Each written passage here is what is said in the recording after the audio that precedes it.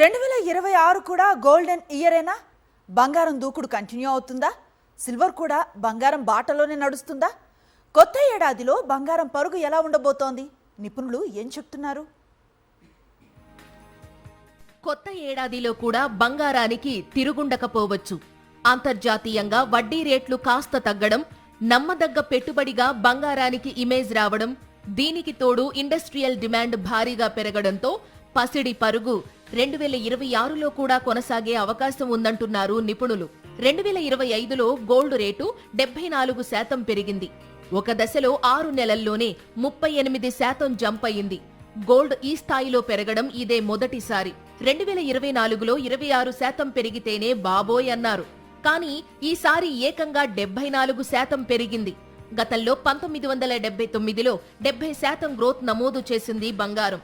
ఈసారి ఆ రికార్డు కూడా బ్రేక్ చేస్తూ 74% పెరిగింది. హైదరాబాద్ మార్కెట్లో 24 క్యారెట్ల పసిడి 10 గ్రాములు ధర 1,40,000 దాటేసింది. అదే 2025 జనవరి 1న హైదరాబాద్లో 24 క్యారెట్ల పసిడి 78,000గా ఉంది. అంటే ఏడాదిలోనే గోల్డ్ రేట్ దాదాపు డబుల్ అయిందన్నమాట.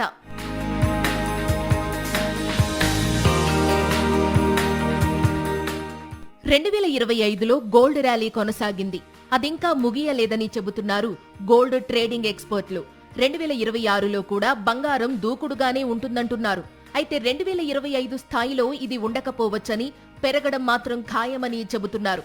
ప్రస్తుతం అంతర్జాతీయంగా $4,400లకు ఎగువన ట్రేడవుతున్న స్పాట్ గోల్డ్ ఔన్స్ రేటు 2026లో మరో $1,000 పెరిగే అవకాశం ఉంది. భారత్లో కొత్త ఏడాది తొలి 6 నెలల్లోనే బంగారం ధర 1,60,000 మార్కును టచ్ చేసే అవకాశాలు స్పష్టంగా కనిపిస్తున్నాయి. గ్లోబల్ గా ఆర్థిక రాజకీయ పరిస్థితులు ఏమాత్రం దిగజారినా బంగారం రేటు 1,70,000 దాటిపోతుందన్నది మరో అంచనా. మరికొందరు నిపుణులైతే 2026 చివరి నాటికి మన దగ్గర బంగారం 1,90,000 దాటినా ఆశ్చర్యపోనక్కర్లేదంటున్నారు. ఆర్థిక విధానాల సవరణ, de-dollarisation, global trade tensions gold ర్యాలీని కొనసాగించనున్నాయి. ఓ అంచనా ప్రకారం పరిస్థితులు ఎలా ఉన్నా కూడా గోల్డ్ రేట్ మినిమంలో మినిమం 8 నుంచి 15% వరకు పెరగొచ్చు. జరోమ్ పావెల్ స్థానంలో త్వరలో కొత్త ఫెడ్ చైర్మన్ రానున్నారు. కొత్త చైర్మన్ వడ్డీ రేట్లు తగ్గిస్తే బాగుంటుందని ట్రంప్ ఇప్పటికే అభిప్రాయపడ్డారు. అదే జరిగితే బంగారం వైపు మదుపరులు మళ్లే అవకాశం ఉంటుంది. అది బంగారం ధర పెరుగుదలకు కారణమవుతుంది.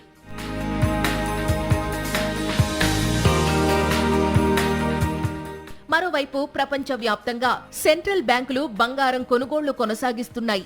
వచ్చే ఏడాది కూడా అవి అలాగే కొనుగోళ్లు కొనసాగించే అవకాశాలు పుష్కలంగా ఉన్నాయి. ప్రస్తుతం అంతర్జాతీయంగా కొనసాగుతున్న అనిశ్చితి వచ్చే ఏడాది కూడా కొనసాగవచ్చు. యుద్ధాలు, భౌగోళిక ఉద్రిక్తతలు, ట్రేడ్ వార్ వంటివి ఇప్పటికిప్పుడు సద్దుమణిగేలా లేవు. ట్రంప్ కూడా తన దూకుడుతో గందరగోళం సృష్టిస్తూనే ఉన్నారు. ఇవన్నీ గోల్డ్ రష్ కు కారణం కావచ్చు. పైగా బంగారం మరింత పెరుగుతుందన్న అంచనాలతో ఈటీఎఫ్ పెట్టుబడులు పెరుగుతున్నాయి. ఇవి కూడా ఎంతో కొంత బంగారం పెరుగుదలకు దోహదపడుతున్నాయి. ఇటీవల మార్కెట్లు తీవ్ర ఒడిదుడుకులకు లోనవుతున్నాయి. మార్కెట్లపై గతంలో ఉన్నంత భరోసా ఇప్పుడు లేదు. దీంతో మదుపరులు కూడా స్వల్పంగానైనా బంగారాన్ని కొంటే బెటర్ అన్న ఆలోచనకు వస్తున్నారు. ఇది కూడా బంగారానికి డిమాండ్ను పెంచుతోంది. ఏ చిన్న నెగటివ్ వార్త వచ్చినా మార్కెట్లు కకావికలం అవ్వడం, బంగారం పరుగులు పెట్టడం ఖాయం. డాలర్ విలువ ఏమాత్రం పడిపోయినా గోల్డ్ మరింత షైన్ అవుతుంది. ఇక మన రూపాయి ఎంత పడిపోతే మనకు బంగారం అంత కాస్ట్లీ అవుతుంది. అయితే కొందరు నిపుణులు మాత్రం మన దగ్గర బంగారం 2026 ఆరంభంలో కొత్త స్ట్రగుల్ అయ్యే అవకాశాలున్నాయని, 1,45,000 దగ్గర ప్రాఫిట్ బుకింగ్ కు దిగే అవకాశాలున్నాయని చెబుతున్నారు. దీంతో కొంత తగ్గినట్లే తగ్గి మళ్లీ పుంజుకుంటుందన్న అంచనాలున్నాయి.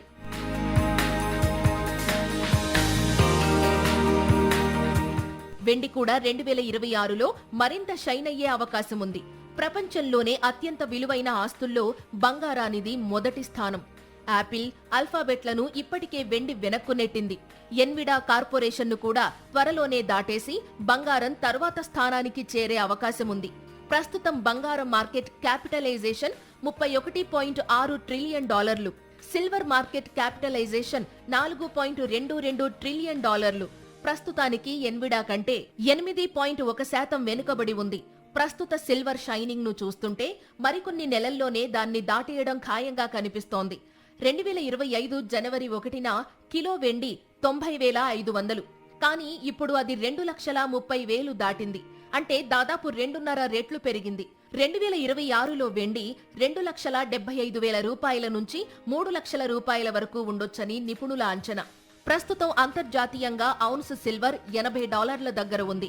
త్వరలోనే అది $85 నుంచి $90లకు చేరవచ్చు. వెండి 2026లో 20 నుంచి 35% పెరుగుతుందని కొన్ని సర్వేలు చెబుతున్నాయి.